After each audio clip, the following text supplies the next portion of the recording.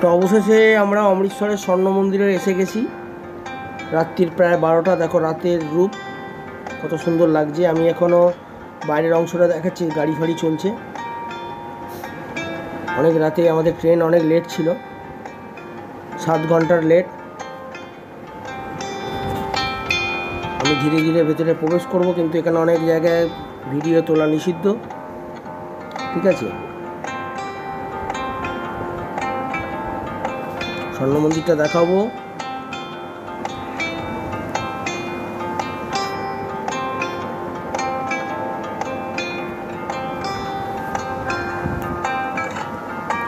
খুব সুন্দর লাগছে অনেকদিন বাদে এত দূরে এসে, পাঞ্জাবে এসে।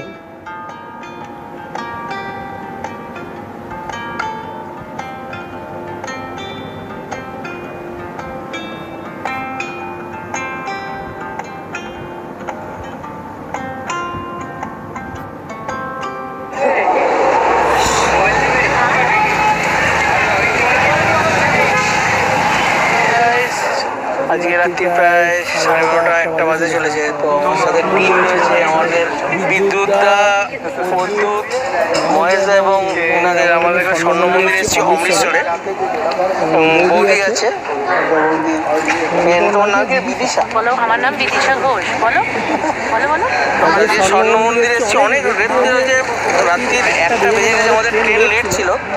আমাদের ট্রেন অ্যাকচুয়ালি 5টায় পৌঁছাতে, এখন রাত্রি 12টায় পৌঁছেছি। চলো এবার দেখা যাক আমরা কতটুকু যেতে পারি। যেতে দেখাবো ভিডিওটা।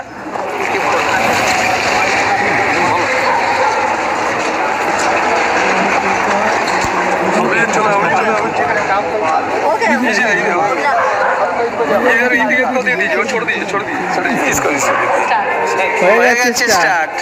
হয়ে গেল আমাদের।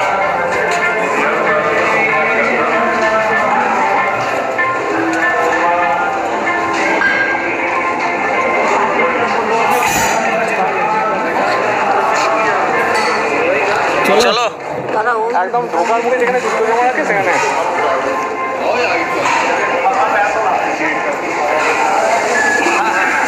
রাত্রি 1টা বাজে আমাদের ঘোরার পর্ব চলছে।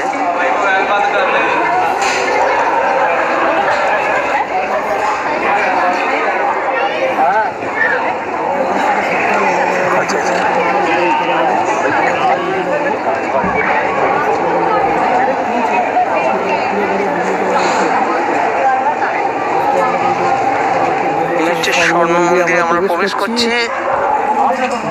রাতে যতটা পারবো দেখাবো।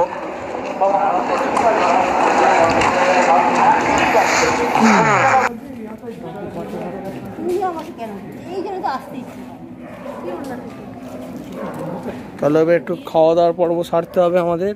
অ্যাকচুয়ালি খাওয়া দাওয়া হয়নি সকাল থেকে। এখানে এদিকে তৈরি হচ্ছে অনেক বিল্ডিংটা। অমৃতসরের স্বর্ণ মন্দির দেখা একটা ভাগ্যের ব্যাপার আছে। তো আজকে আমরা এসেছি। এই আমাদের টিম ম্যানেজার প্রদ্যুৎ ঘোষ। তো চলো দেখা যাক, এগোবো, খাওয়া দাওয়াটা করবো। এখানে এই প্রবেশের জায়গা। এখানে রাত্রির 1টা বাজে। রাত্রির 1টায় আমরা সব খাবার দাবারের জন্য এসেছি। ওয়াও, হেভি লাগছে। এখানে জুতো এর মধ্যে ঢোকাতে হবে।